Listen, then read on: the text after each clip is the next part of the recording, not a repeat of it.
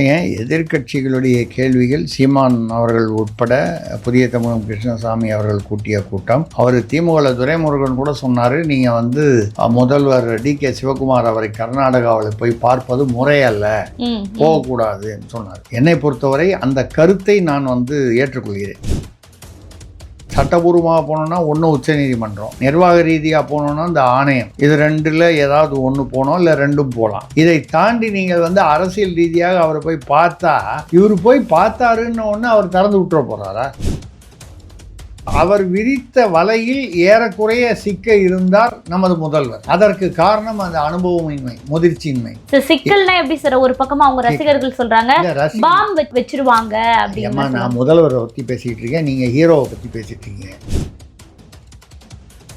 இது சரியா சரியில்லையா என்பதை தாண்டி தார்மீக ரீதியா சரியா சரியில்லையா, எனக்கு வெள்ளம் வந்துடும், நான் திறந்து விட்டேன். இப்போ வெள்ளம் இப்போ அதிகமாச்சுன்னா இந்த காவிரி மேகதாடு பின்னால் போயிடும். தமிழக முதலமைச்சர் வந்தார், அவரிடம் எல்லாத்தையும் சுட்டி காட்டி விளக்கினேன், அவரும் அதை ஏற்றுக்கொண்டார், சாப்டர் க்ளோஸ் பண்ணுவார். சீமான் அவர்கள் மூலயமாக நாளை 1000 பேர் நாம் தமிழர் கட்சியில இணையும் ஒரு மாபெரும் விழா நடத்த போறாங்க பல்லாவரத்துல அப்படின்னு சொல்லப்படுது. அதாவது தேர்தல்ல வெற்றி தோல்வி இதையெல்லாம் தாண்டி தேர்தல்ல போட்டிக்கிட்டாங்க, ஆனா ஒரு கவுன்சிலர் கூட எல்லாருமே சொல்றது போல இல்ல, ஆனா ஒரு 1000 பேர் அந்த கட்சியில இணைகிறாங்க அப்படின்னா இதை ஊடகங்கள் முழுவதுமாக மறைக்குது. நீங்க எப்படி பாக்குறீங்க? கலங்கரை சொந்தங்களுக்கு அன்பு வணக்கம். இன்று நம்மோடு நேர்காணலில் இணைந்திருப்பவர் மூத்த பத்திரிகையாளர் திரு திருசக்தியார் அவர்கள். வணக்கம் சார். வணக்கம்மா, சொல்லுங்க. நலமா இருக்கீங்க? நல்லா இருக்கேன், சொல்லுங்க சார். அதாவது இன்னைக்கு சீமான் அவர்கள் பாத்தீங்கன்னா ஒரு முக்கியமான நிகழ்வுல பங்கேற்றிருக்காரு. புதிய தமிழகம் கட்சியின் தலைவர் கிருஷ்ணசாமி அவர்கள் அனைத்து கட்சி கூட்டம் கூட்டியிருக்காரு. தாவேகா செய்ய வேண்டியதை எதிர்கட்சிகள் ஒன்று கூடி செய்யறாங்க. இது எப்படி பாக்குறீங்க? இதுக்கான பிரதிபலன் இருக்குமா? ஏன்னா அதுல தாவேகாவே இல்லையே. முறைப்படி பார்த்தால் இந்த அனைத்து கட்சி கூட்டத்தை ஆளுங்கட்சியான தாவேகா தான் அதை கூப்பிடணும். அவர் எல்லாருடைய கருத்துக்களையும் கேட்டு ஆலோசனைகளையும் கேட்டு, அதாவது யார் ஆளுங்கட்சியாக இருந்தாலும், ஏன்னா இதுக்கு முன்னால் இருந்தது திமுக இல்லை அதிமுக, கடந்த பல வருடங்களில், அதுக்கு முன்னால் தானே காங்கிரஸ், இப்போ இவங்க மாறி மாறி இருந்தபோது அது மாதிரி இருந்தாலும் எதிர்ப்பக்கம் அவர்களுடைய கருத்துக்கள், ஏன்னா எல்லாருக்கும் ஒரு அனுபவம் இருக்குது. ஒரு கட்சியிலையும் பார்த்தீங்கன்னா இந்த காவிரி நதி நீர் விஷயமா டீல் பண்ண நிபுணர்கள் கட்சி, அவங்க எம்எல்ஏவாக இருக்கலாம், எம்பியாக இருக்கலாம், இல்லை நிர்வாகிகளாக இருக்கலாம், ஆனால் விஷயம் தெரிந்தவர்கள் இருப்பாங்க. அவர்களுடைய அவங்க எல்லாத்தையுமே அந்த விரல் நுனியில் வைத்திருப்பார்கள், அந்த விவரங்களை. எல்லா கட்சியிலையும் அதாவது சம்மந்தப்பட்டவர்கள் கம்யூனிஸ்ட் கட்சியிலையும் இருப்பாங்க. ஏதாவது இப்போ நீங்கள் அவர் பார்த்தீங்கன்னா முன்னால் பார்த்தீங்கன்னா அவர் திரு KS ராதாகிருஷ்ணன் வழக்கறிஞர், அவர் பார்த்தீங்கன்னா அந்த காவிரி விஷயத்தில் அவர் ஸ்பெஷலிஸ்ட்டு. திமுகலாம் இருந்தார், மதிமுகவில் இருந்தார், அப்புறம் இப்போ பிஜேபியில் இருக்கார். எந்த கட்சி, நம்ம கட்சி ரீதியாக பேசலை. அவர்கிட்ட கேட்டிங்கன்னா காவிரியை பற்றி புக்கு அவர் இந்த காவிரி விஷயத்தில் எழுதினதே அதிகமாக இருக்கும். அப்போது அவரை போன்றவர்கள் ஒவ்வொரு கட்சியிலும் இருப்பார்கள் என்பது தான் என்னுடைய அந்த கருத்து. இப்போ அனைத்து கட்சி கூட்டம் யார் கூட்டணும்? ஆளுங்கட்சி கூட்டணும். அதுவும் இந்த ஆளுங்கட்சி ஏன் கூட்ட வேண்டிய ஒரு வழக்கமான ஒரு பாரம்பரியத்தை விட ஒரு படி அதிகமாக இவர்களுக்கு அந்த அவசியம் இருக்கிறது. அனுபவம் இல்லாத கட்சி, நிர்வாக அனுபவம் இல்லாத கட்சி. நம்ம குறையா சொல்லலை, இயல்பாக சொல்கிறோம். இதுக்கு முன்னால் இவங்க ஆட்சியில் இருந்தது இல்லை. செங்கோட்டையன் அவர்களை தவிர வேறு யாருமே இதற்கு முன்னால் அமைச்சராக இருந்ததில்லை, முதல்வர் விஜய் உட்பட. அப்போ இந்த காவிரியில் என்ன பிரச்சனை, எப்படி போனால் அது எப்படி ஒரு ஆக்ஷன் ரியாக்ஷன், வினை எதிர்வினை இப்படிங்கிறது அவங்களுக்கு தெரியாது. அப்போ அதிகாரிகள் சொல்வதை மட்டும்தான் கேட்கணும். அதிகாரிகளுக்கு ஒன்றுமே தெரியாதுன்னு நம்ம சொல்ல வரல. அதிகாரிகள் எந்த ஆட்சி இருந்தாலும் அதிகாரிகளுக்கு விஷயம் தெரியும். அதே சமயத்தில் அரசியல்வாதிகள் அரசியலையும் கலந்து அந்த தமிழ்நாட்டின் நலனையும் கலந்து ஓரளவுக்கு அது ஒரு அரசியல்வாதியுடைய சிந்தனையும் அதிகாரியுடைய சிந்தனையும் வெவ்வேறு போக்கில் இருக்கும். அதிகாரிகள் வெறும் அந்த டெக்னிக்கலான்னு சொல்லக்கூடிய அந்த விஷயம்தான் சொல்லுவாங்க. சார் ஆனால் இவருக்கு யார் சார் இந்த ஐடியா கொடுத்துருப்பாங்க? கர்நாடகா போய் சிஎம்ஐ பாருங்க அப்படின்னு சொல்லி விஜய் அவர்களுக்கு யார் இந்த ஒரு ஆலோசனை வழங்கியிருப்பாங்க, அதுவும் இந்த தருணத்தில் அப்படின்ற ஒரு பெரும் சர்ச்சையான கேள்வி இருக்கு சார். நீங்கள் கேட்குறத பார்த்தா அவரை கூப்பிட்டு நிற்க வச்சு தெருவில் கசையால் 4 அடி அடிக்கலான்னு சொல்கிற மாதிரி இருக்குது. எனக்கும் அப்படி தான் ஆசையாக இருக்குது. ஆனால் வந்து அவங்க சொல்ல போகிறது இல்லை. யார் அதை வந்து அவருக்கு ஆலோசகராக சொல்லியிருந்தாலும் நிறையா அவருக்கு ஆலோசகர் சொல்கிறாங்க. எனக்கு தெரிஞ்சு தமிழ்நாட்டில் இன்றைக்கி தாவேக அரசில் அமைச்சர்களை விட ஆலோசகர்கள் தான் அதிகமாக இருக்காங்க. ஏன்னா அமைச்சர்களுக்கே ஆலோசகர்கள் தேவைப்படுது, ஒவ்வொருக்கும் தனித்தனியாக ஆலோசகர்கள் தேவைப்படுது. அந்த ஆலோசகர்களுக்கு எவ்வளவு தெரியுங்கிறது அவங்களுடைய ஆலோசனையின் தரத்தை பார்த்தால் நமக்கு நிறைய சந்தேகங்களும் இது எழுகிறது, கவலைகளும் எழுகிறது. அது விடுவோம், நம்ம யாரையும் வந்து குறைவாக பேசுவது நமது கருத்தல்ல. அதே சமயத்தில் பார்த்தீங்கன்னா இது வந்து ஒரு தவறான முடிவு. அவரை போய் முதல்வரை பார்க்குறேன் அப்படிங்கிறது இது, அதாவது ரீல்ஸ் அரசுன்னு மற்றவங்க சொல்கிறாங்கன்னா கோபம் வந்து பிரயோஜனம் இல்லை. போய் பார்த்தா அவர் கொடுத்துருவாரா? அதாவது ஒரு முதல்வர் இன்னொரு முதல்வர் போய் சந்திச்சா அவங்களுக்கு இது நியாயமோ இல்லையோ? இப்போ பாருங்கள், தமிழ்நாடு காங்கிரஸ் வந்து மேகதாது கட்டக்கூடாதுன்னு சொல்கிறோம். அங்கே உள்ள காங்கிரஸ் அரசு, அவர் டிகே சிவகுமார் தலைமையிலான அரசு, ஆமாம் கட்டுவேன்னு சொல்கிறாங்க. கட்டுவேன். காங்கிரஸ் ராகுல் காந்தி இன்றைக்கி வந்திருக்காரு, என்ன சொல்லுவார்? இன்றைக்கி வந்து ராகுல் காந்தி வந்து மேகதாடு கட்டலான்னு சொல்லுவாரா, கட்டக்கூடாதுன்னு சொல்லுவார்? கூட அவங்க இந்த டிபிஆர் அமைச்சிருக்காங்க, அந்த டிபிஆரில் ஏதோ சரியில்லைன்னு திருப்பி அமைச்சிருக்காங்க. திருப்பி அமைச்சதுனால மேகதாடு கேன்சல் ஆகிடுச்சின்னு அர்த்தம் இல்லை. அந்த ஏதோ அனுப்பிச்சதுல விவரங்கள் சரியில்லைன்னு திருப்பி அமைச்சிருக்காங்க, நாளைக்கு விவரங்களை சரி செய்து மறுபடியும் அனுப்புவார். ஆக இப்போ ராகுல் காந்தி என்ன பண்ணுவார்? தமிழ்நாட்டில் இங்கே வந்து பேசுவார், காங்கிரஸில் தேனாம்பேட்டையில் பேசுகிறாருன்னு நினைக்கிறேன். விஜய் அவர் முதல்வர் அவர்களை சந்திக்கிறாரா இல்லையான்னு தெரியல. காலையில் 10 மணிக்கு தான் ஃப்ளைட்டில் வராரு, 7 மணி ஃப்ளைட்டில் போயிடுறாரு. விஜய் அவர்களை சந்திப்பதாக தெரியவில்லை. சந்திக்கலாம், சந்திச்சாலும் என்ன 10 நிமிஷம் 15-20 நிமிஷத்துக்கு மேலே பேசுறதுக்கு வாய்ப்பு இல்லை. அந்த 20 நிமிஷத்தில் காவிரியை பற்றி என்ன பேச போகிறாரு? அவர் என்ன உறுதிமொழி சொல்லுவார்? நான் டிகே சிவகுமார்ட்டையும் பேசி பார்க்குறேன்னு சொல்றதை தவிர வேற என்ன பேச முடியும்? சார், இல்லை இன்னொரு சிக்கலும் இருக்குல்ல சார். ராகுல் காந்தி அவர்கள் வந்து விஜயை சந்திச்சார் அப்படின்னா அது திமுக மத்தியில் ஒரு சலசலப்பை ஏற்படுத்தும்ல சார். ஏன்னா இப்போ இந்தியா கூட்டணியில் யார் வரணும் அப்படின்ற ஒரு இழுபறி இருக்குல்ல சார். இருக்கு. பட் இப்போ வந்து கூட்டணியில் காங்கிரஸ் வந்து தாவேக அரசுல தானே இருக்கு. திமுகவிலிருந்து விலகி போய் அவர்கள் தாவேக கூட்டணியில் இருக்கிறார்கள். இண்டி கூட்டணியிலிருந்து திமுக விலகியதாக அறிவித்தது தாவேகா. ஆனால் இது வரைக்கும் இண்டி கூட்டணியில் இணையறேன்னு சொல்லலை, இணைய மாட்டேன்னு சொல்லலை. ராகுல் காந்தி அவர்கள் விருப்பப்படுகிறார். இதுக்கு சில பேர் வந்து சம்மந்தமே இல்லாமல் திருமாவளவன் போன்றவர்கள் திமுக தாவேகா இருவருமே இண்டி கூட்டணியில் இணைந்து செயல்பட வேண்டும். ஏன் அவங்க 2 பேரும் இணைஞ்சு அதில் செயல்பட்டானா இவர் முதல்ல வன்னியரசு அவர்கள் இவரை சார்ந்தவர் வந்து அமைச்சராகவே இருக்கவே முடியாது. திமுகவும் தாவேகாவும் அரசியல் ரீதியாக ஒரு இணைந்து செயல்பட்டால் விசிகாவுடைய தேவையே வந்து தாவேகா அரசுக்கு ஏற்படாமல், விசிகா மட்டுமல்ல மற்ற கூட்டணி கட்சிகளும் தேவைப்படாமல் போயிடும். எல்லாரும் அவங்கவுங்க அரசியலில் ஏதோ ஒன்று வாய்க்கு வந்ததை பேசி கொண்டிருக்கிறார். ஆனால் இந்த ஏன் வந்து அங்கே போய் பார்த்தா அவர் என்ன பேசுவார்? அவர் பாருங்கள், அதுதான் வந்து ஒரு அரசியல்வாதி எந்த கட்சி, காங்கிரஸா பாஜகவா, அங்கே உள்ள பாஜகவா, நான் வந்து எந்த கட்சி சார்பும் இல்லாமல் சொல்கிறேன். இங்கே உள்ள பாஜக ஏன்னா நகேந்திரன் முதலானோர் மேகதாடு கட்டக்கூடாதுன்னு சொல்கிறாங்க. கர்நாடக பாஜக மேகதாடு கட்டணும்னு சொல்லுது. ஆனா மத்திய அரசு ஏன் சார் இரு மாநிலங்களுக்கு இடையே சண்டையை உண்டாக்குற வகையில் அந்த எழுத்துப்பூர்வமா அப்படிலாம் ஒண்ணும் இல்லைங்க.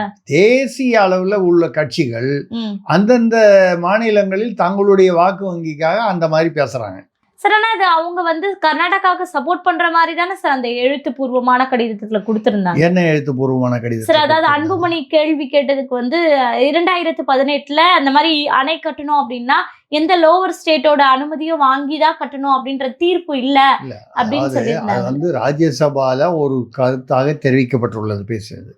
ஆனால் வந்து பல சட்ட நிபுணர்கள் அதே 2018 உச்ச நீதிமன்ற தீர்ப்புல லோயர் ஸ்டேட்ஸ் உடைய ரிப்பேரியன் ஸ்டேட்ஸ்ன்னு சொல்லக்கூடிய அந்த லோயர் ஸ்டேட்ஸ் உடைய அனுமதி தேவை. அதாவது இந்த நீதிமன்ற தீர்ப்பு என்பது ஒரு தீர்ப்பை வந்து நீங்கள் பார்த்தீங்கன்னா மேல்முறையீடு போகிறாங்க. ம், ம், ஏதோ ஒரு தீர்ப்பு, காவிரின்னு விட்டுருங்க, ம். ஏதோ ஒரு தீர்ப்பு மேல்முறையீடு போகிறாங்க. 2 பக்கமும் சட்டம் படித்த வழக்கறிஞர்கள் தான் இந்த பக்கமும் அப்பீர் ஆகிறாங்க, அந்த பக்கமும் அப்பீர் ஆகிறாங்க. அவர் வந்து அந்த தீர்ப்பை வந்து அதில் சில வரிகளை எடுத்து அவர் அதை வந்து எடுத்து அதை கையாண்டு அது இப்படி தான் அர்த்தம்னு அவர் சொல்லுவார். ம், இந்த பக்கம் பிரதிவாதி வந்து என்ன சொல்லுவார், அதே தீர்ப்பில் வேற ஒரு பேராகிராஃபில் 2 வரி எடுத்து இல்லை இதுதான் அர்த்தம்னு சொல்லுவார். ம். ஆக ஒரே தீர்ப்பு, சட்ட அமைப்பு ஒன்று தான். அதே இப்போ முன்னால் செந்தில் பாலாஜிக்கு முன்ஜாமீன் வந்து நேற்று ஒரு 2 நாள் 3 நாள் மறுக்கப்பட்டது ம். இங்கே உயர்நீதிமன்றத்தில். உச்சநீதிமன்றத்தில் அது அனுமதிக்கப்பட்டது. ம். அவர்கள் நீதிபதி மோகனா அவர்கள் கூட அதிலிருந்து நான் விலகிறேன், ஏற்கனவே செந்தில் பாலாஜி வழக்குகளில் நான் வந்து அப்பீர் ஆகிருக்கேன், ம். விலகிட்டாங்க. ஆனால் என்ன ஆச்சரியம்னா கிட்டத்தட்ட 1 லட்சம் வழக்குகளுக்கு மேலே உச்சநீதிமன்றத்தில் பெண்டிங் இருக்குதுன்னு சொல்கிறாங்க. 10 ஆண்டுகளுக்கு மேலே உள்ள வழக்குகளில் பல ஆயிரக்கணக்கான வழக்குகள் இருக்குது. ம்.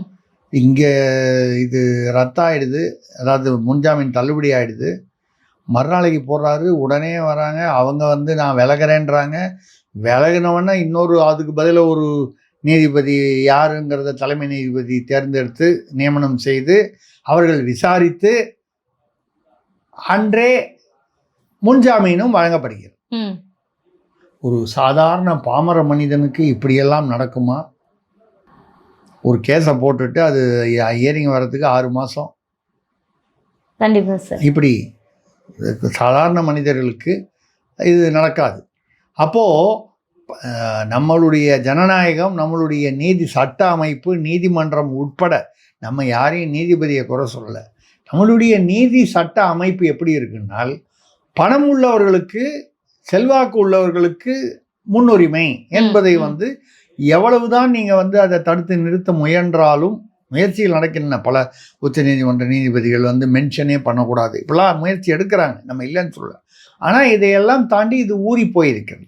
கண்டிப்பா சார். ஆனா இப்ப இந்த மாதிரி பிரச்சனைகள், அதாவது இப்ப முக்கியமாக ஒரு 2 மாநிலங்களுக்கும் இடையே பிரச்சனைகள் வரும்போது, இப்போ இன்னைக்கு அனைத்து கட்சி கூட்டத்துல சீமான் அவர்கள் வலியுறுத்தினது என்னன்னா, ஒரு பக்கம் குறுவை சாகுபடி அங்க நடக்காமலே தடைப்பட்டு அந்த காலமே முடிஞ்சு போச்சு. விஜய் அவர்கள் ஆங்காங்கே ஆய்வு பண்றாரு, மெட்ரோ ஆய்வு பண்றாரு, மெட்ரோல வந்து தன்னுடைய கையாலவே டிக்கெட் எடுத்து போறாரு. ஆனா இங்க குறுவை சாகுபடி விவசாயிகள் பாதிக்கப்பட்டிருக்காங்க, அதற்கெல்லாம் ஆய்வுக்கு ஏன் போகல? ஸோ வந்து அனைத்து கட்சி கூட்டுவதற்கும் இவங்க ஏன் தயாரா இல்லை அப்படின்ற மாதிரி பல கேள்விகளை அடுக்கடுக்கா வச்சிருக்காங்க. நீங்க எப்படி பாக்குறீங்க? எதிர்கட்சிகளுடைய கேள்விகள், சீமான் அவர்கள் உட்பட புதிய தமிழகம் கிருஷ்ணசாமி அவர்கள் கூட்டிய கூட்டம். அவர் திமுக துரைமுருகன் கூட சொன்னார், நீங்கள் வந்து முதல்வர் DK சிவகுமார் அவரை கர்நாடகாவில் போய் பார்ப்பது முறையல்ல, போகக்கூடாதுன்னு சொன்னார். என்னை பொறுத்தவரை அந்த கருத்தை நான் வந்து ஏற்றுக்கொள்கிறேன். ஏன்னா நீங்கள் ஒன்று சட்டபூர்வமாக போனோன்னா ஒன்று உச்சநீதிமன்றம், நிர்வாக ரீதியாக போனோன்னா இந்த ஆணையம், நதிநீர் ஆணையம், இது 2ல் ஏதாவது ஒன்று போனோம், இல்லை 2ம் போகலாம். இதை தாண்டி நீங்கள் வந்து அரசியல் ரீதியாக அவரை போய் பார்த்தா, இவர் போய் பார்த்தாருன்னு ஒன்று அவர் திறந்து விட்டுற போகிறாரா? அவர் இது போன வாரத்தில் மட்டுமே 3 தடவை சொல்லிட்டாரு, ஒரு TMC தண்ணி கூட தர முடியாது, எங்கள்கிட்ட தண்ணி இல்லைன்னு சொல்கிறார். சார் ஹெலிகாப்டரில் எதுக்கு சார் கூட்டு போகணுன்னு முடிவு பண்ணாங்க? அதுதான் அவருடைய அரசியல். நீங்கள் DK சிவகுமார் என்பவர் வந்து பல வருடங்களாக காங்கிரஸில் வந்து அங்கே அமைச்சராக இருந்து, துணை முதலமைச்சராக இருந்து, இப்போ முதலமைச்சராக இருக்கிறார். பல வருடங்கள் அரசியலில் ஏதாவது சொல்லுவாங்க, பழந்தின்னு கொட்டை போட்டவர்னு ஒரு வார்த்தை யூஸ் பண்ணுவாங்க. அந்த மாதிரி வந்து அதாவது மிகுந்த அனுபவம் உள்ளவர் இவர். அந்த அவர் விரித்த வலையில் ஏறக்குறைய சிக்க இருந்தார் நமது முதல்வர். அதற்கு காரணம் அந்த அனுபவமின்மை, முதிர்ச்சியின்மை, அனுபவ முதிர்ச்சியின்மை. சிக்கல்னா எப்படி சார்? ஒரு பக்கமா அவங்க ரசிகர்கள் சொல்றாங்க பாம் வச்சிருவாங்க அப்படின்னா, நான் முதல்வரை பத்தி பேசிட்டு இருக்கேன், நீங்க ஹீரோவை பத்தி பேசிட்டு இருக்கீங்க, சரிங்களா? நான் வந்து தகுந்த மாதிரி பேசிட்டு இருக்கீங்க, நீங்க ஏதோ தற்கொலைகள் சொல்வதை நீங்க பேசிட்டு இருக்கீங்க. நான் வந்து பாம் வச்சிருவாங்கன்னா, இப்போ நேற்று மெட்ரோவுக்கு போனாரு, வேற எங்கேயும் ஆய்வுக்கு போனாரு. யாருமே ஒரு பொதுவெளியில் இருக்கக்கூடிய ஒரு பிரபலத்திற்கு அந்த ஒரு அபாயம் இருக்கத்தான் செய்கிறது. நம்ம முதல்வர் விஜய்னு சொல்லலை, எந்த முதல்வர் இருந்தாலும் எந்த கட்சியாக இருந்தாலும் பிரதமர் இருக்காரு, பிரதமர் வந்து எங்கேயோ போகிறாரு, என்னதான் வந்து பாதுகாப்புக்கு கூட ஓடி வராங்க, துப்பாக்கி வச்சுட்டு வராங்க, அப்படி வராங்க, புல்லட் ப்ரூஃப், இதையெல்லாம் தாண்டி அமெரிக்காவுடைய சரித்திரத்தை எடுத்து பார்த்தோன்னா எத்தனை ஜனாதிபதிகள் கொலை செய்யப்பட்ட அசாசினேஷன் கொலை செய்யப்பட்டவர்களே ஒரு பெரிய பட்டியல் இருக்கிறது அமெரிக்காவில். அதாவது நம்ம சொல்கிறது என்னென்னால், அப்படி ஏதாவது ஒரு நிகழணும் அப்படின்னா அந்த ஆபத்து அபாயம் பொதுவாக எல்லா பிரபலங்களுக்கும் இருக்கிறது, முதல்வர்கள் எந்த கட்சியாக இருந்தாலும். அப்போ வந்து ஹெலிகாப்டரில் போகாதீங்க, பாம்பு வச்சிடணும்னு சொல்கிறாங்க. விமானத்தில் போனால் பாம்பு வச்சு, ஹெலிகாப்டரில் நான் வந்து தீவிரவாதத்தையோ பயங்கரவாதத்தையோ ஆதரிப்பவன் இல்லை, அதை ஒட்டி பேசவில்லை. காரில் பாம்பு வெடிக்காதா? ஒரு கார் போகுதுன்னா அதை ஒட்டி நான் இந்தோனேஷியாவில் 18 வருடங்கள் இருக்கும்போது 3 வெடிகுண்டு விபத்தில் இருந்து அதிர்ஷ்டகரமாக தப்ப முடிந்தது இறைவனருளால். ஏதோ ஒன்று ஒரு காரணத்தினால் தப்ப முடிந்தது. எனக்கு எதிராக அந்த வெடிகுண்டு இல்லை. வெடிகுண்டு வெடிக்கும் இடத்தை எதேச்சியாக நான் அந்த பாஸ் பண்ணி போகிறதுக்கு பதிலாக என்னுடைய ஓட்டுநர் வந்து வேறு ஒரு வழியில் போயிட்டார். டிராஃபிக்காக இருக்குது சார்னு கரெக்டாக அந்த இடத்துல அந்த டயத்தில் வெடிச்சது. ஒரு கால் அந்த ஓட்டுநர் அந்த வழியில் போயிருந்தாருன்னா அப்படி அந்த மாதிரி வந்து 3 முறை. எதுக்காக இதை மாதிரி பல விஷயங்கள் வந்து ஹெலிகாப்டரில் போனால் தான் ஆபத்து அப்படிங்கிறது இல்லை. ஆபத்து என்பது எல்லா விதத்திலும் வரலாம். அப்ப அதுல உண்மையாகவே பின்னணி அரசியல் வேற ஏதோ இருக்குன்னு சொல்லுவாங்க. நான் சொல்ல இந்த வெடிகுண்டு ஆபத்து இதெல்லாம் வந்து ரசிகர்கள் பேசுவது. நம்ம வந்து தமிழ்நாட்டு குடிமகனாக பேசுகிறோம். தமிழ்நாட்டு குடிமகன் என்ற வகையில் ஏன் வந்து போகக்கூடாது? துரைமுருகன் துரைமுருகன் மீது நமக்கு வேறு விஷயங்களில் பல விமர்சனங்கள் இருக்கலாம் திமுக மீது. ஆனால் அதற்காக அவர் எது சொன்னாலும் அது தவறு என்று அந்த மாதிரி குதர்க்கமாக நம்ம வந்து விதண்டாவாதம் பேசுவது நமது எண்ணம் இல்லை. நீங்கள் அங்கே போய் பேசும்போது அவர் என்ன பண்ணார்? அதை அழகாக வந்து ஹெலிகாப்டர் வச்சு கூப்பிட்டு போய் உங்களை காமிக்கிறேன். அவர் என்ன பண்ணியிருப்பார்? போயிருந்தாருன்னா ஹெலிகாப்டரில் கூப்பிட்டு பாருங்கள், இந்த அணையில் இப்போ பாதி தான் தண்ணி இருக்குது, முக்கால்வாசிக்கு மேலே இருக்கணும், ஆனால் இப்போது பாதி தான் இருக்குது. இந்த அணையில் இவ்வளவு அடி இருக்கணும், ஆனால் இவ்வளோ தான் இருக்குது. ஒரு 4 அணையை ஏதோ ஒரு சம்மந்தப்பட்ட இடங்களை காமிக்கிறார். அப்புறம் பெங்களூர் ரிசர்வாயர், குடிநீர் சேமிப்பு இடம், அந்த இடத்துல பாருங்கள் வழக்கமாக இருக்கக்கூடிய அந்த இருக்க வேண்டிய அளவில் இவ்வளோ தான் இருக்குது. அப்போ எங்களுக்கே தண்ணி இல்லை, இப்போ நாங்கள் எப்படி உங்களுக்கு தண்ணி வருதுன்னு கேட்குறார். இது கேட்குறதுக்காக தானே ஹெலிகாப்டரில் கூப்பிட்டு போய் காமிக்கிறார். இவர் என்ன பண்ணுவார்? உங்களுக்கு தண்ணி இல்லைன்னா பரவாயில்ல, நீங்கள் கொடுத்து தான் ஆகணும் அப்படின்னு சொல்ல முடியாது. இதெல்லாம் பார்த்து ஆமாம் புரியுது, ஆமாம் புரியுது, ஆமாம் புரியுது. முதலமைச்சர், தமிழக முதலமைச்சர் வந்தார், அவரிடம் எல்லாத்தையும் சுட்டி காட்டி விளக்கினேன், அவரும் அதை ஏற்றுக்கொண்டார், சாப்டரை க்ளோஸ் பண்ணுவார். இதனால் தான் நாங்கள் கொடுக்கவில்லைன்னு அவங்க சைடில் அவர் வந்து ஒரு அறிவிப்பு கொடுத்துட்டு அவருடைய வாக்கு வங்கி, அவருடைய கர்நாடக மக்களுடைய செல்வாக்கை அவர் வந்து தக்க வைத்து கொள்வார். நீங்கள் போயிட்டு வந்துட்டு அவர் பொய் சொல்கிறாரு, அங்கே வந்து முக்கால்வாசி இருந்துச்சு பாதி தான் இருந்துச்சுன்னு பொய் சொல்கிறாரு. இதெல்லாம் நீங்கள் வந்து பேச முடியாது. அப்போ இதெல்லாம் தாண்டி எங்களுக்கு எங்கள் விவசாயிகளுடைய துன்பங்கள் என்ன, எங்களுக்கு எந்த விதத்தில் பாதிப்பு, இதைத்தான் நம்ம சொல்ல முடியும். இவர் வந்து என்ன சொல்லுவார்? நான் எங்களுடைய விவசாயிகள் எவ்வளவு நிலம் வந்து இதனால் வந்து தரிசாக போய்விடும், விவசாயம் செய்ய முடியாமல் குறுவை பாதிக்கப்படும், உணவு உற்பத்தி பாதிக்கப்படும், குடிநீர் பாதிக்கப்படும் என்பதை அவருக்கு விவரித்தேன். அவர் புரிந்து கொண்டார், தலையாட்டினார். இது என்ன ஒரு என்ன சொல்கிறது, ஒரு ஒரு சும்மா ஒரு என்ன ஒரு நாடகம் மாதிரி ஆயிடுது. நீங்கள் பேச வேண்டிய வசனத்தை நீங்கள் பேசிட்டு போங்க, நான் பேச வேண்டிய வசனத்தை நான் பேசுகிறேன், எங்கள் ஆட்களுக்கு இந்த வசனம், உங்கள் ஆட்களுக்கு அந்த வசனம், இதனால் எந்த பயனும் விளையாது. ஒரு பக்கெட் தண்ணி கூட வராது. அப்போது இந்த நேர போய் முதல்வர் பேசுவது என்பது அது ஒரு சரியாக இருக்காது. அது நல்ல வேளையாக அந்த வாட்டாள் நாகராஜன் அவர் எப்போவுமே தமிழருக்கு எதிரான ஒரு இயக்கம் நடத்துபவர். அவர் வந்து ஜனநாயகன் பட போஸ்டர்லாம் கிழிச்சு, இந்த மேகதாதுவுக்காக அதெல்லாம் கிழிச்சு இந்த தியேட்டர்லாம் தாக்கி அவர் வந்து வரக்கூடாது, இந்த ஓசூர் எல்லையில் நாங்கள் வந்து நின்று தடுப்போம் ப்ளஸ் சொன்னோடனே, இது வந்து வாட்டாள் நாகராஜா சொன்னாரா, கர்நாடக அரசே அவரை மெல்ல தூண்டி விட்டு இதை அரசியலில் எல்லாமே சாத்தியம். அப்படிப்பட்ட ஒரு சூழ்நிலையில் அவர் என்ன சொல்லிட்டாரு கர்நாடக முதல்வர், இந்த சூழ்நிலையில் முதல்வர் விஜய் அவர்கள் வரவேண்டாம் சொன்ன இடத்துக்கு எப்படி போவீங்க? போக முடியாது, இப்போ ரத்தாயிடுச்சு. ஒரு 10 நாள் முன்னால் பார்த்தீங்கன்னா நான் ஒரு 5 நிகழ்வில் பேசியிருக்கேன். 3ஆம் தேதி ஆகஸ்ட் அவர் போக மாட்டாருன்னு நான் சத்தியம் பண்ணி சொல்லியிருக்கேன். சத்தியம் பண்ணினா நான் உறுதியாக சொல்லியிருக்கேன். எனக்கு தெரியும் இதை மாதிரி ஏதாவது ஒன்று நடக்கும், இவர் போகிறது வந்து தடைப்படும் என்பது எனக்குள்ள அரசியல் சிற்றறிவில், நான் வந்து அனுபவ அறிவில் நான் வந்து அதை நான் சொன்னேன். கரெக்டாக அதே மாதிரி தான் நடந்திருக்கு. போகலைங்கிறதுனால என்னை பொறுத்த வரைக்கும் பெரிய வருத்தம் ஒன்றும் இல்லை. அதனால் ஒன்றும் பெரிய போயிருந்தால் அவர் வந்து தண்ணி அவர் ரிலீஸ் பண்ணியிருப்பார்லாம் ஒன்றும் இல்லை. இதுவே இப்போ அடுத்த 4 நாள் அடித்து மழை வந்து கொட்டுதுன்னு வைங்க. சார் இப்போ நியூஸ் போயிட்டு இருக்கு சார், கர்நாடகாவில் வெள்ளம் சொல்கிறேங்க. அடித்து மழை கொட்டுது, நீங்கள் கேட்கவே வேண்டாம், நீங்கள் போகவே வேண்டாம், அனைத்து கட்சி கூட்டமே வேணாம், திறந்து விட்டுருவார். ஏன்னு கேட்டிங்கன்னா திறக்கலைன்னு சொன்னால் அவங்களுடைய அணைகள் நிரம்பி வழிந்து அவர்களுடைய விவசாய நிலங்களில் அந்த பயிர்கள் பாதிக்கப்படும். அது பாதிக்கப்படாமல் இருக்கணும்னா இங்கே திறந்து விட்டுட்டா இங்கே போயிடும்.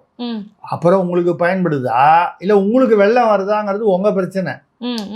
பக்கத்து வீட்டில் மாடியில் உட்காந்துட்டு நம்ம வந்து வாழைப்பழம் சாப்பிட்டுட்டு நம்ம ஆளுங்க என்ன பண்ணுவாங்கன்னா, ஒரு இயல்பான ஒரு சைக்காலஜி உளவியல் ரீதியாக இந்த வாழைப்பழ தொழிலை ஜன்னல் வழியாக அப்படி தூக்கி போடுவான்.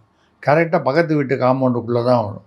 என்றைக்காவது ஒரு நாள் நம்ம நினைக்கிறோமா, அது எப்படி பக்கத்து வீட்டு காம்பவுண்டுக்குள்ளே போகிறதுக்கு நமக்கு என்ன உரிமை இருக்குது? இங்கேயே நம்ம குப்பை தொழிலை போட்டு கரெக்டாக கொண்டு போய் எங்கே போடணுமோ போடணும்.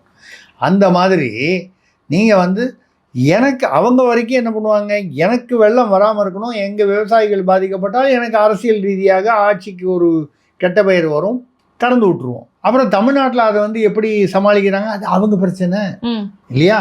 இது ஒரு இயல்பான, இது சரியா சரியில்லையா என்பதை தாண்டி தார்மீக ரீதியாக சரியா சரியில்லையா, எனக்கு வெள்ளம் வந்துடும் நான் திறந்து விட்டேன். நீ வெள்ளத்தடுப்புக்கு உண்டான தமிழ்நாடு அரசை நிர்வகிக்க வேண்டியது யாருடைய வேலை? தமிழ்நாடு அரசு, முதல்வருடைய வேலை. அப்படிதான் அது வரும். இப்போ வெள்ளம் இப்போ அதிகமாச்சுன்னா இந்த காவிரி மேகதாடு பின்னால் போயிடும். இப்போ உடனடியாக பிரச்சனை வந்து இந்த குறுவைக்கு தண்ணீர். இந்த குறுவைக்கு தண்ணீர் இப்போ வந்து வெள்ளம், அந்த வெள்ளத்தினாலேயோ இல்லை அதிகமான மழையினாலேயோ வந்துருச்சுன்னு வைங்க, கொஞ்ச நாளைக்கு இந்த தண்ணீரை பற்றி யாரும் பேச மாட்டாங்க. அதான் தண்ணி கிடைச்சிருச்சு இல்லை, டி.கே. சிவகுமாருடைய ஆசியினால் கிடைக்கல, மேலே உள்ள ஏதோ ஒரு சிவனோ குமாரரோ யாரோ ஒரு இறைவனுடைய ஆசியால், இயற்கையினுடைய ஆசியால் அது கிடைத்தது. அப்படி கிடைக்கும்னு வச்சுங்க. இப்போ இந்த அனைத்து கட்சி கூட்டம் நீங்கள் சொன்னது, இவ அனைத்து கட்சி கூட்டம் போட்டு ஆலோசனைகளை கேட்டிருக்க வேண்டும் முதல்வர் அவர். சார் இப்போ இது தாவேகாவுக்கு ஒரு பின்னடைவுன்னு பார்க்கலாமா சார்? அவங்க ஒரு முடிவெடுத்தாங்க, அந்த முடிவும் வந்து பார்த்தீங்கன்னா அவங்களுக்கு எதிராக மாறிடுச்சு, அங்கேயும் ஒரு அசிங்கப்பட்ட மாதிரியான ஒரு விஷயம் நடந்துடுச்சு. ஆமாம், நீங்கள் வராதிங்க அப்படின்னு ஒருத்தர் சொல்கிறது வந்து நமக்கு அவமானம் இல்லையா? என்ன கர்நாடக அரசு முதல்வர் நினைத்தால் இந்த வாட்டாள் நாகராஜ் என்பவர், எனக்கு தெரிஞ்சு நான் கல்லூரி காலத்தில் படிக்கும்போதுலேருந்தே இந்த தமிழ் தியேட்டர்களெல்லாம் வந்து படங்கள்லாம் தாக்குறது, நான் கல்லூரி காலம்லாம் எவ்வளோ வருஷம் ஆச்சு பார்த்துங்க. இவ்வளோ வருஷமாக அவர் அரசியல் பண்ணிட்டாரு. எனக்கு தெரிஞ்சு அவர் ஒரு 75-80 வயசு இருக்கும். வயசு எவ்வளவுங்கிறது முக்கியம் இல்லை, அவருடைய இயக்கமும் அப்படி ஒன்றும் பெரிய அரசியல் இயக்கம் இல்லை, ஒரு பெரிய தேர்தலில் வந்து ஒரு வாக்கு வங்கி உள்ள இயக்கம் இல்லை, ஒரு சின்ன இயக்கம் வச்சுக்கிட்டு அந்த ஜனநாயகன் படத்தை போஸ்டர் கிழிச்சு ஒரு 10 பேர் வச்சுருக்கார். அவ்வளோதான். இந்த வாட்டாள் நாகராஜன் ஒன்று அவர் தமிழருக்கு எதிரானவர் அப்படிங்கிற அந்த ஒரு பிராண்டு தானே தவிர, கர்நாடக அரசு நினைத்தால் வாட்டாள் நாகராஜை தூக்கி உள்ளே வச்சு அந்த 10 பேர் அவர் கூட இருக்கிறவங்களை வந்து தடை செய்ய முடியாதா? முதல்வர் விஜயுடைய பயணம் வந்து பாதுகாப்பாக இருப்பதற்கு முயற்சி செய்ய முடியாதா? அப்போ தான் நான் சொன்னேன் உங்களுக்கு, அந்த அர்த்தத்தில் தான் சொன்னேன்.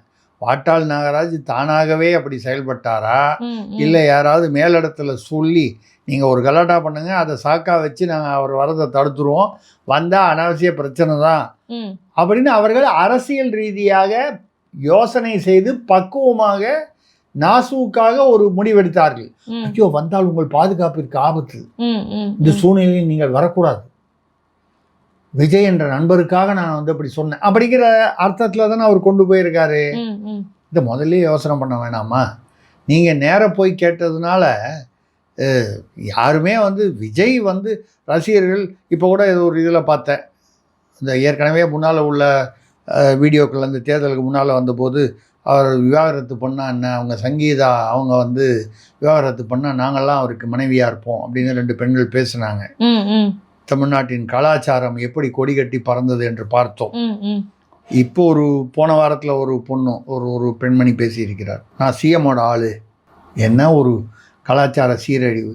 அதுக்கப்புறம் தெருவில் நடமாடும்போது அது என்ன பெருமையா? யாருக்கோ நான் ஆளுன்னா அதோடைய அர்த்தமே வேற. கண்டிப்பாக ஒரு காலம் அவர்கள் இன்னும் திருமணமானவராக இருந்தால் அதை விட மோசம், தெரியல நமக்கு. இல்லை அப்படி ஒரு சூழ்நிலை இருக்கும்பொழுது விஜய் என்ற ஹீரோவை பார்த்தோன்னா டிகே சிவகுமார் வந்து பயந்து போய் ஒன்று இது திறந்து விட்டுருவாரா? அப்படியெல்லாம் நம்ப முடியுமா? அவரவர்களுக்கு நீங்கள் உங்கள் தமிழகத்துக்கு முதல்வர், அவர் கர்நாடகத்துக்கு முதல்வர். கண்டிப்பாக அவர் முதல்ல அவர்களுடைய நலன் பார்ப்பாங்க. அதை விட முக்கியம் தங்களுடைய அரசியல் செல்வாக்கு, ஆட்சியுடைய நிலைப்பாடு இதெல்லாம் பார்ப்பாங்க. அதுதான் அரசியல். அப்போ நீங்களும் அதே மாதிரி பார்க்கும்போது அனைத்து கட்சி கூட்டம் போட்டிருந்தீங்கன்னா இது சில ஆலோசனைகள் வந்திருக்கும். அதில் பலன் உள்ளது இருக்கும், பலன் இல்லாதது இருக்கும். அது எதுவாக இருந்தாலும் அதில் ஆலோசனைகளில் எது வந்து பலன் தரக்கூடியது அதிகாரிகள் இருப்பார்கள். அந்த அதிகாரிகள் அதெல்லாம் குறிச்சிக்கிட்டு இந்த ஆலோசனை பிரகாரம் செய்யலாம், இல்லை அதில் கொஞ்சம் மாற்றம் செய்து இப்படி பண்ணலாம், போகலாம், வரலாம். இப்போ 15 நாள் 1500 கியூபிக் ஃபீட்டாக அந்த தண்ணீர் வந்து அது ஏதோ வந்து கியூபிக் ஃபீட் தண்ணீர் நினைக்கிறேன். அது முந்தானத்து என்னமோ 2 நாள் முன்னால் அதை திறந்து விடுவதாக மேட்டூரில் அணையிலிருந்து அறிவித்தார். ஆனால் இப்போ தண்ணி வரல. அங்கே திறந்து விட்டால் தான் மேட்டூரில் தண்ணி ஏறும். ஏறாத போது திறக்க முடியாதுன்னு சொல்லி அதை வாபஸ் வாங்கிட்டாங்க. அப்போ எத்தனை விவசாயிகள் ஏமாற்றம் அடைந்திருப்பார்கள். ஏமாற்றம்னா வெறும் மனதளவில் மட்டும் இல்லை, தண்ணி வருது அப்போ அதுக்கான என்ன செய்யணும் அப்படின்னு சொல்லி கூலி ஏற்பாடு பண்ணியிருப்பாங்க, டிராக்டர் வாடகை கொடுத்துருப்பாங்க. இப்படி பல விஷயங்கள் பொருளாதார ரீதியிலும் அவர்கள் ஏமாற்றம், அவர்களுக்கு நஷ்டம் அல்லது ஏமாற்றம். இதெல்லாம் வந்து தவிர்ப்பதற்கு இதை முறையாக திட்டமிட்டு செய்திருக்க வேண்டும். நேராக போய் பார்த்து எம்ஜிஆர் போனார் அப்படின்னா, அன்றைக்கி எம்ஜிஆர் போன போதும் இதே தான் நடந்தது. நம்ம வந்து எம்ஜிஆர் போனோன்னு பயந்து போய் எல்லோரும் வந்து கொடுத்துட்டாங்கன்னு சொல்லலை. அதான் ஒன்றும் இல்லை. வழக்கமாக வந்து 10 டிஎம்சி இப்போ ரிலீஸ் பண்ணதாக இருந்தாங்கன்னு வச்சுங்க. எம்ஜிஆர் வந்து பேசுனோன்னா கை குலுக்கிட்டு அவர் சாப்பாடு போட்டு முடிஞ்சோடனே அவர் கூட சொன்னார், எனக்கு விக்கல் எடுத்தது, அந்த விக்கல் எடுத்த உடனே தண்ணீர் கொண்டு வந்து பங்காரப்பான்னு நினைக்கிறேன், ஞாபகம் இல்லை எனக்கு யார் முதல்வர் அப்போன்னு, அவங்க வீட்டிலேருந்து கொண்டு வந்து கொடுத்தாங்க. நான் வந்து தண்ணீர் பருக மாட்டேன், என்னுடைய தமிழ் மக்களுக்கு, தமிழ்நாட்டு மக்களுக்கு தண்ணீர் கொடுப்பேன் என்று வாக்குறுதி கொடுத்தால்தான் நான் குடிப்பேன். இப்போ நானாக இருந்தால் என்ன சொல்லுவேன், சரி விற்கினா விற்கிட்டு போட்டோன்னு விட்டுருவேன். அதாவது இயல்பாக தான். இதெல்லாம் அரசியலுக்காக ஒரு மக்களிடம் ஒரு ஈர்ப்பு பெறுவதற்காக, நான் எம்ஜிஆரை குறை சொல்வதற்காக சொல்லலை. அரசியல்வாதி என்றால் இப்படிப்பட்ட மிகைப்படுத்தல் அதிகமாக தான் இருக்கும். எந்த அரசியல்வாதியாக இருந்தாலும் மிகைப்படுத்தல் இல்லாமல் இருக்காது. தமிழ் மக்களுக்காகவே தான் நான் மூச்சு விடுகிறேன், இங்கேருந்து நீங்கள் உங்களை டெல்லிக்கு அனுப்புகிறோம், டெல்லியில் மூச்சு விடும்போதும் அந்த தமிழ் மக்களுக்காக தான் விடுவீங்களா? இதெல்லாம் வந்து சும்மா ஒரு அசனம் பேச்சு, மிகைப்படுத்தல். மக்களுக்கும் இது வந்து புரியாமல் இல்லை. சில பேர் அதை நம்பி பைத்தியார்த்தனமாக வந்து ஆகான்னு நினச்சிட்டு இருப்பானே தவிர கட் அவுட்டுக்கு பால் அபிஷேகம் பண்ணிக்கிட்டு இருப்பான். எல்லாருமே அப்படி தான் இருப்பாங்க. இப்போ இந்த அனைத்து கட்சி கூட்டம் கூட்டி ஒரே குரலாக வந்து நீங்கள் வந்து ஒலித்திருந்தால் அதனால் கர்நாடகா பயந்து விடும் என்று நான் சொல்லலை. இன்னும் கொஞ்சம் நம்மளுடைய அந்த என்ன சொல்கிறது, அவர்களிடம் நாம் பேரம் பேசுவது, அழுத்தம் கொடுப்பதற்கான நமக்கான பலம் கூடியிருக்கும் ஒரே குரல். ஏன்னா எந்த கட்சியும் தமிழ்நாட்டில் இப்போ காங்கிரஸ் என்ன சொல்லுது, பாஜக என்ன சொல்லுது தமிழ்நாட்டில், ஏன்னா தேசிய கட்சி அங்கேயும் இருக்குது. பாக்கி எந்த கட்சியும் சும்மா பேருக்கு வேணால் பெங்களூரில் ஒரு ஆஃபீஸ் வச்சுருக்கேன்னு சொல்லுவாங்க, விசிகளை சொல்லுவாங்க, வேறு மற்ற கட்சிகள் சொல்லலாம், யாராவது சொல்லலாம். கம்யூனிஸ்டுகள் இங்கேயும் இருப்பார்கள், அங்கேயும் இருப்பார்கள். அங்கங்கே இருக்கக்கூடியவர்கள் என்ன சொல்கிறாங்க, இங்கே உள்ளவங்க மேகதாடு கூடாதுங்கிறாங்க, அங்கே உள்ள காங்கிரஸ், அங்கே உள்ள பாஜக மேகதாடு கட்டி தான் தீரணும். அப்போ நீங்கள் வந்து பிரதமர் மோடியோடைய கருத்து என்ன, ராகுல் காந்தியோட கருத்து என்னன்னா, 2 பேரும் கருத்தே சொல்ல மாட்டாங்க. அவங்க என்ன சொல்லுவாங்க, அது அந்த தீர்ப்பாணையத்துடைய முடிவுக்கு உட்பட்டது, இது அரசியல் முடிவல்ல, இது சட்ட ரீதியான முடிவு, உச்ச நீதிமன்ற முடிவு, இல்லை அது நதிநீர் ஆணையத்துடைய முடிவு அப்படின்னு சொல்லி தான் தப்பிப்பாங்க. ஏன்னா அவங்க கர்நாடகாலேயும் அவங்க அரசியல் பண்ணி ஆகணும், தமிழ்நாட்டிலேயும் அரசியல் பண்ணணும். நான் காங்கிரஸுக்கும் பொதுவாக சொல்கிறேன், பாஜகவுக்கும் சொல்கிறேன், ஒரு கால் கம்யூனிஸ்டுகளுக்கும் பொதுவாக இருக்கக்கூடியது சொல்கிறேன். இப்போ அந்த பேச்சுக்கெல்லாம் நீங்கள் வந்து எடுத்துக்கூடாது. இன்றைக்கி ராகுல் காந்தி வந்து விஜயை சந்திப்பாரா, சந்திக்க மாட்டாரா, சந்திக்கலாம். சந்தித்து பேசினால் உடனே ராகுல் காந்தி என்ன பண்ணுவார், நைஸா இதை நீங்கள் பிரதமரிடம் எடுத்து செல்லுங்கன்னு சொல்லி அவர் அறிவிப்பார். ம், ம், ம். பிஜேபி தரப்பில் அமித்ஷா அவர்களிடமோ இல்லை வந்து பிரதமர்கிட்ட பேசும்போது என்ன சொல்லுவாங்க, உங்களுடைய ஆட்சியிலும் வந்து காங்கிரஸ் அதிகாரத்தில் பங்கு வகிக்கிறது, அங்கே கர்நாடகாவிலும் காங்கிரஸ் தான் இருக்குது, பேச்சுவார்த்தை உங்களுக்குள்ள நீங்கள் பேசி ம், தீர்த்துங்க, மத்திய அரசு வந்து எப்படி உத்தரவு போட முடியும், நீ ரிலீஸ் பண்ணுன்னு. ம், ம். மத்திய அரசுக்கு இதில் உத்தரவு போடுவதற்கு எந்த அதிகாரம் அதிகாரமும் இல்ல. கிடையாது. ம், ம். இது காவிரி நதிநீர் தீர்ப்பாணையம் மட்டும்தான் இது அந்த அந்த அதிகாரம் உண்டு. அந்த அதிகாரத்தை மேற்பார்வை பார்ப்பது உச்ச நீதிமன்றம். ம். இவங்க 2 பேரை தாண்டி நீங்கள் பிரதமர் மோடிகிட்ட பேசியும் பிரயோஜனம் இல்லை, ராகுல் காந்திகிட்ட பேசியும் பிரயோஜனம் இல்லை. பேசுறதா யாராவது சொன்னால் அது வெற்று அரசியல்.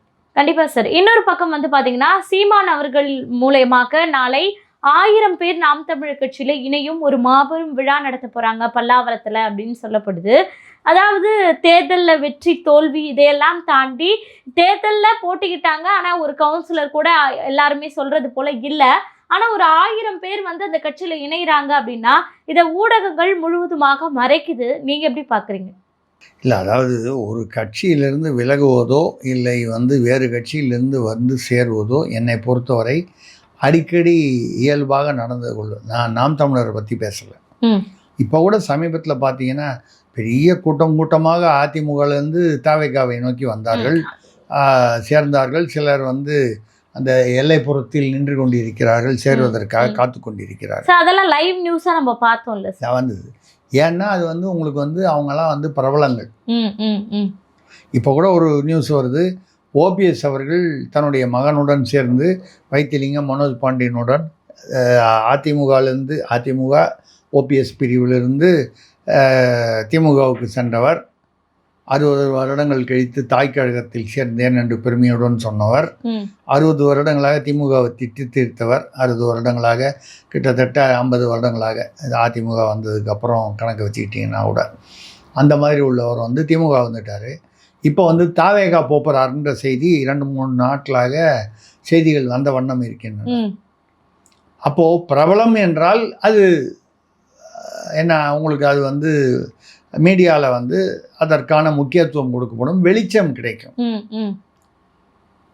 ஆனால் யாரோ ஒரு 1000 பேர் வராங்க அப்படின்னு சொன்னால், இப்போ கூட வந்து இதில் பார்த்தீங்கன்னா அவர் தாவேகாவிலிருந்து ஏற்கனவே, அதாவது விஜய் ரசிகர் மன்றத்திலிருந்து இயக்கத்தில் வந்து அதுக்கப்புறம் கட்சியில் தொண்டரான சில பேர் வந்து மா சுப்பிரமணியன் திமுக முன்னாள் அமைச்சர் அவருடைய முன்னிலையில் திமுகவில் இணைந்தார்கள் என்று செய்திகள் வந்தன.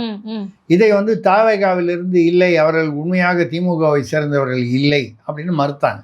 எது உண்மைன்னு தெரியாது.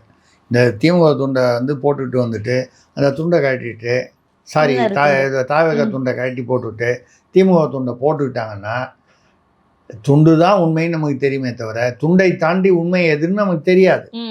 அவர்கள் திமுகவை ஏற்கனவே சேர்ந்தவர்களா, தாவேகாவில் இருந்தவர்களா, இல்லை பொதுவானவர்களா, எப்படி வேணாலும் இருக்கலாம். இதில் யாருமே பிரபலம் இல்லை என்பதால் இதை நீங்கள் வந்து யார் என்னன்னு தேடிட்டு போய் பார்க்க முடியாது. ஆனால் மக்கள் மத்தியில் தாவேகாவில் இருந்தும் பிரிந்து திமுகவுக்கு வருகிறார்கள் அப்படிங்கிற ஒரு பிம்பத்தை ஏற்படுத்துவதற்காக கூட திமுகவில் செய்திருக்கலாம். இல்லை உண்மையாகவே வந்து அந்த அதிருப்தி, அதிமுகலேருந்து வந்தவங்களுக்கெல்லாம் முக்கியத்துவம் கொடுக்குறாங்க, நமக்கு முக்கியத்துவம் இல்லைன்னு சொல்லி கூட யாராவது அதிருப்தியில் வரலாம். எப்பொழுதுமே ஒரு கட்சியிலிருந்து அப்படி பார்க்க போனால் திமுகலேருந்து அதிமுக வந்ததே ஒரு அதிருப்தி தானே. கண்டிப்பாக சார். ஆனால் அதெல்லாம் வந்து பார்த்தீங்கன்னா ஒரு முக்கிய எதிர்கட்சியாக திமுக இப்போ இருக்குது, அதே போல் தாவேகா ஆட்சியில் இருக்குது. ஆனால் நாம் தமிழரை பொறுத்தவரை ஆட்சி அதிகாரத்தை பிரிக்க முடியல, ஆனால் களத்தில் தொடர்ந்து பணி செய்கிறாங்க இல்லையா. இப்போ இந்த மாதிரி ஒரு இணைப்பு விழா 1000 பேர்லாம் போய் இணைகிறாங்கன்னா அப்போ மக்கள் மத்தியில் இன்னும் சீமானவர்கள் மீது அதீத நம்பிக்கை இருக்குது அப்படின்னு நம்ம பார்க்கலாமா சார்? 1000 பேர் போய் சேர்றாங்கன்னா அவருடைய தலைமையின் மீது அவர்களுக்கு வந்து எதிர்பார்ப்பும் நம்பிக்கையும் இருக்கிறது என்பதுதான் பொருள். இல்லைன்னா வந்து எதுக்கு போய் சேர போகிறாங்க? அவங்க சேர்றாங்க. அந்த 1000 பேர், ஆனால் நம்ம என்ன 1000 பேர் சேர்றாங்கன்றது ஒரு நிகழ்வு. அதை தாண்டி அந்த சட்டமன்ற தேர்தலில் இப்பொழுது இடைத்தேர்தல் 6 7 எவ்வளோ வரப்போகுதுங்க, அதுக்குள்ளே 12 வருங்கிறாங்க. ஏதோ ஒரு நம்பர், குறைந்தபட்சம் 6 7 வரப்போகுது. அம்பாசமுத்திரத்தில் அவர் நிற்பதாக ஏற்கனவே அறிவித்திருக்கிறார்.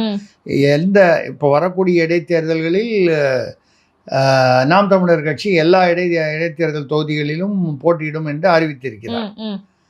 அப்பொழுது அதில் எந்த அளவுக்கு வெற்றி பெறப் போகிறார் என்பதுதான் எதிர்பார்ப்பு.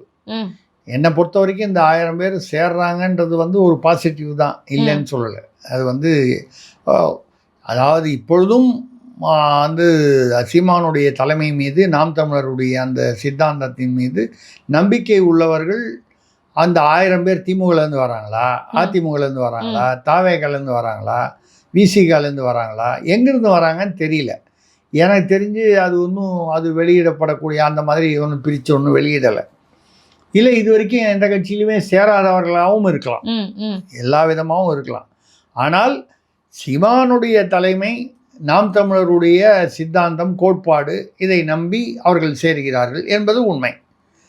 அப்படி சேரும் பட்சத்தில் இந்த 1000 பேர் வந்ததுனால அம்பாசமுத்திரத்துலேயோ அந்த 6-8 தொகுதியில் ஜெயிச்சிருவார் அப்படின்னு சொல்லணும். இந்த 1000 பேருங்கிறது மொத்தம் ஒரு தொகுதியிலேயே 1.5 லட்சம் ஓட்டுக்கு மேலே 2 லட்சம் ஓட்டு வரைக்கும் வருது இல்லை ஒரு சட்டமன்ற தொகுதியில். இந்த 1000 பேர் எத்தனை தொகுதிகளிலிருந்து மொத்தமாக வருகிறார்கள்? ஒரு தொகுதியிலையும் கணக்கு பார்த்தீங்கன்னா 234 தொகுதின்னு சும்மா ஒரு சராசரியாக எடுத்துக்கிட்டிங்கன்னா 4 பேர். சும்மா ஒரு எல்லா தொகுதிகளிலிருந்தும் எடுக்க போகிறது இல்லை, சில தொகுதிகளில் வருவாங்க, சில. அப்போது இந்த 1000 என்கிற எண்ணிக்கையில் அடிப்படையில் அவர் மீது இன்னும் எதிர்பார்ப்பும் நம்பிக்கையும் இருக்கிறது என்பதற்கான அடையாளம். இதை தாண்டி மைல்கல் என்பது அந்த இடைத்தேர்தலில் 6 அல்லது 7 குறைந்தபட்சம், அல்ல அதற்கு மேல் கூட வரலாம். அதில் குறைந்தபட்சம் ஒரு 2 or 3 முக்கியமாக சீமான் அவர்கள் சட்டமன்றம் செல்ல வேண்டும். சீமான் என்ற ஒரு தலைவர் சட்டமன்றத்துக்கு போகிறாருன்னா அவரே கிட்டத்தட்ட அதில் ஒரு பெரிய பலம். அந்த அவர் குரல் எழுப்புவது என்பது ஒரு சாதாரண நாம் தமிழர்லேருந்து யாரோ ஒருத்தோர் போவதை விட சீமான் என்பவர் மிக ஒரு விவரம் அறிந்தவர், பலம் பொருந்தியவர், கட்சியின் தலைவர், அனுபவமிக்கவர். சீமானுக்கென்று ஒரு பிம்பம் இருக்கிறது, அவருக்கென்று ஒரு கூட்டம் இருக்கிறது. இவர்கள் அந்த வகையில் அந்த அந்த அந்த இடைத்தேர்தல் வெற்றி தான் ஒரு இந்த 1000 பேர் சேர்றதுனால ஏதாவது பலன் இருக்கா இல்லையாங்கிறத முடிவு பண்ணுறது அங்கே தான் முடிவு பண்ண முடியும். 1000 பேர் இல்லை, 10,000 பேர் கூட சேரலாம். ஓட்டு எவ்வளோ விழுதுன்னு தானே பார்க்கணும். கண்டிப்பாக சார். கலைஞர் அவர்களே ஒரு 2011 நினைக்கிறேன், ஏதோ ஒரு சமயத்தில் பார்க்கும்பொழுது கடற்கரையில் கூட்டம் போட்டோம் மெரினாவில். கிட்டத்தட்ட அப்போவே 3 லட்சம் பேர் கூட்டத்துக்கு வந்தாங்க, திமுகவுடைய ஏதோ ஒரு பரப்புரை கூட்டத்துக்கு. இந்த 3 லட்சம் பேர் கூட்டத்தை பார்த்து ஏமாந்துட்டோமையா. கடைசியில் வந்தவன் அவ்வளோ பேரும் அதில் 3/4 பேர் ஓட்டு போட்டிருந்தா கூட நம்ம ஜெயிச்சிருப்போமே. ஆட்சி இழந்து விட்டோம். 2011 நினைக்கிறேன் ஜெயலலிதா அவர்கள் ஆட்சிக்கு வந்தார்கள். 6/11 திமுக ஆட்சி முடிந்து. அப்போ கூட்டத்தை பார்த்து ஏமாந்து விடக்கூடாது அப்படின்னு சொல்கிறது எந்த அரசியல்வாதிக்கும் எந்த அரசியல் கட்சிக்கும் பொருந்தும். ஆனால் இன்றைக்கி நம்ம என்ன சொல்கிறோன்னா, இந்த 1000 பேர் என்பது ஒரு அடையாளம். அதை நம்ம உதாசீனப்படுத்தலை, புறந்தள்ளலை. அதே சமயத்தில் இந்த 1000 பேர் சேர்ந்தாங்கன்றதுனால அங்கே ஏதோ இடைத்தேர்தலில் வாக்கு வங்கி ஏறப்போகுது அப்படின்னு இல்லை.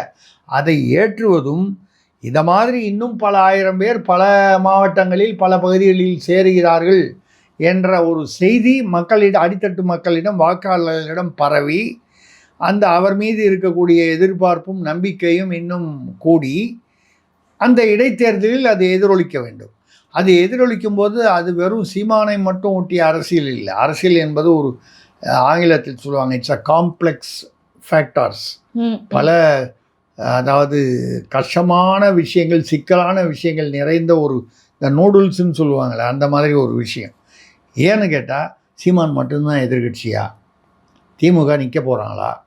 அதிமுக நிற்க போகிறாங்களா? இல்லையா?